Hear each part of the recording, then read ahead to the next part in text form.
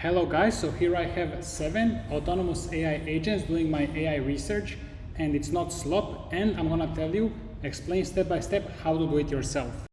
First step in autonomous AI research is you need either Claude or ChatGPT Codex subscription. So either is fine. Right now I have both, $20. Actually, I have like multiple subscriptions, but you can choose both. I recommend Codex. If you don't know, choose Codex, because the Codex, they have a very cheap mini model that's very good. So you can have a lot of usage there. Claude currently has a bit better models, but quite a bit more expensive. So I would just suggest Codex for now. And there are some very cheap Chinese LLMs. So I'm gonna tell you later, you can have the big LLM like Claude Mythos or a huge LLM launch agents. And those agents can be very cheap models. They can be cheap Chinese models, or they can be cheap GPT 5.4 or whatever is the mini model. So just remember this. What I'm experimenting doing right now is I have one big expensive model launching mini agents for different tasks. And it's like a big brain, I just talk to it. But I don't want to get you overwhelmed, so let's just go step by step here. So first you're gonna search Google for Codex CLI install. And you're gonna go here, click. And then, if you have MacBook, you copy this command. If you have Windows, you copy this command and install. Now, if you have any issues, you can just ask ChatGPT, screenshot, ask. And once you install, you need to start a new terminal or restart the terminal, because it will not work usually. Or you can search for Claude CLI. So if you have Claude, and then install that instead. So besides Claude CLI, I also just recommend you install the Claude code, and you go back. You see both of them have these apps. So Claude has app and Codex has app. Usually I'm using the app, not the CLI. Here, this is the app. I'm using this app. It's a bit better, but CLI is good because it lets this app launch agents in CLIs. So we need both. So you will go here, Codex app, or here, quick start Claude Code Docs. And then you will download for MacBook or Windows. I'm not sure where Windows is, but you will find it. And then I recommend somewhere on your PC, you create a folder. Let's say you're writing a research paper, doing some research. You want to create a folder, and then you're going to select that folder here, because know that this workspace has some folder it needs to be in. So when it's running commands, it's going to run commands in that folder. Now, it can go from that folder anywhere, run commands anywhere. It's just like a default home where it lives, creates files, etc. But you can tell it to create files at some other places. This does not matter too much. Or you can select the folder in Claude Code as well. In Claude Code, everything is almost the same. So I will just explain Codex, but you can just follow with Claude Code as well. And by the way, I'm running one-on-one calls and group calls to help you set all of this up. And there are bundles to write entire research papers with mentorship. You can check below the video. I will help you write research papers and do research one-on-one. So I want to allow full access, so I don't want it to ask me for permissions. Now, the first time you want to try this, you will be a bit scared. Maybe you want to try ask for approval, but eventually you will realize that you cannot just sit here whole day, like read everything, because you're gonna have to have like multiple agents working all the time. You're not gonna be able to supervise it. But you can try with asking for approval first if you want.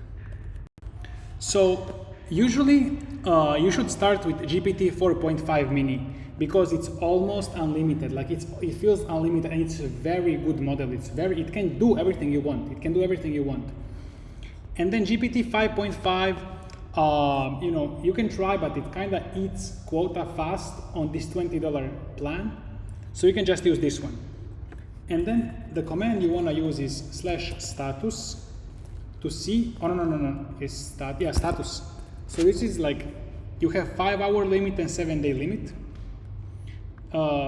And on Claude Code is /usage. So you need to just keep track of this, like not to spend too much. So if you are using terminal, you just say codex. So and then I add -- YOLO. This will allow it to have all of the permissions. Now you can either use terminal or the app. I usually use the app. And so now I created this tutorial folder, and let's say I want to do some research on large language models. So here, first of all, I'm going to select the GPT 4.5 mini. As I said, it's a very good model, so either high or, and then I just prompt, I want to do research on large language models. Can you recommend a setup in this folder for how I should set up the model? I want to do training, I want to do code.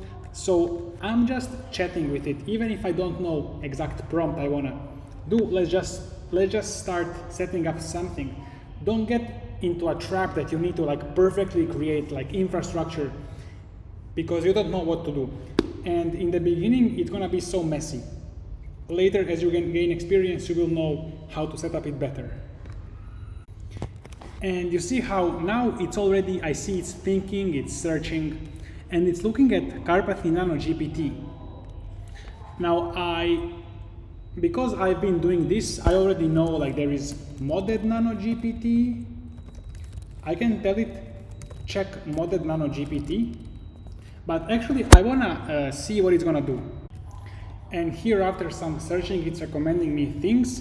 For example, it's recommending me to install transformers, accelerate for fine tuning. Now, I don't know why it's always recommending some fine tuning. Maybe it's like training data bias, but I don't want to do fine tuning. I want to do the base transformer research. But usually you can just talk to it, and so maybe I will just tell it to clone modded Nano Chat GPT, because this is a repository I know about. You will not know about in the beginning, so you may also like prompt it. I also told it to search for different research papers here, the latest ones, and recommend some ideas. So it's gonna be like recommending, you can chat with it, but this is a little bit overwhelming, so I don't use this workflow, I use a different workflow. For my LLM research, I just clone this repository, LLM Research Kit, it's my repository. I spent like a couple of days or more building it, couple weeks. So if you do research, you can do this one. If you don't do LLM research, you need to find different one or build one yourself, but now AI is good at this, so it will be easier for you. So you can just tell it to clone this repository and read me and set it up. Another trick is you can download this whisperflow.ai, and it's gonna let you talk to the AI instead of typing. I use it all the time. It's a lot faster. So after it cloned the repository, let's say we already have some code set up, I'm gonna do the following. I'm gonna tell it, check out this repository and give me some ideas. Let's say about optimizers, transformers, query key values. I wanna do some ablations. So now I'm using technical terms to describe, to tell it exactly what to do. But if you don't know any of these things, you can just ask it to recommend some experiments on the architecture of the model, whatever you can. So if I send this, it's gonna check out this repository and start recommending some experiments. Now it's very good, so it's gonna be able to recommend good experiments. You will read experiments sometimes, or you will just automate. You will maybe like just tell it to list a bunch of experiments and then to criticize, and then to take out bad ones. So you can do it either way. So from now on, you're gonna have to be figuring it out. I can also tell it to launch multiple agents, because both Codex and Claude, they can launch multiple agents in the background and search the internet. And I told it to look at this architecture of this code and then search internet and papers based on this architecture and recommend experiments. Good thing is that it can easily code the experiments. So coding the experiments is easy for it. So AI can automate so much, almost everything, probably even everything in AI research. Now, another thing I'm doing right now, and I don't have a detailed tutorial yet because I'm still discovering, but you can tell it to use Tmax to launch a Codex agent with a specific task, like to do something.